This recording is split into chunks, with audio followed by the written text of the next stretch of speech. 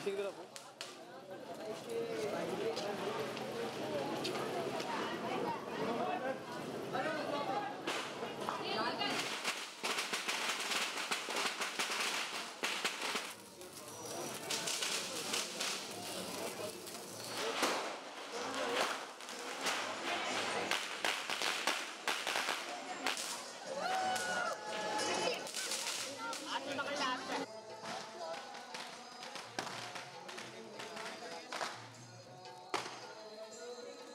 तो ये दूरियां ख़त्म होनी चाहिए, ये प्यार और मोहब्बत।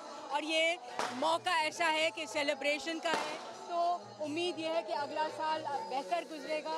हमारे यहाँ की जो तशद्दुद है एक दूसरे के ख़िलाफ़ वो ख़त्म होगा और दोबारा से कराची रोशनियों का शहर बन जाएगा। दिवाली का त्यौहार मुल्क भर में हिंदू बरादरी जोश और जज्बे से मना रही है। इसी तरह सिख बरादरी आज बंदी छोड़ दिवस का भी त्यौहार मना रही है। तो यहाँ पर हम दोनों इकट्ठे हैं। कराची में हमारे गुरुद्वारा है और ये मंदिर है।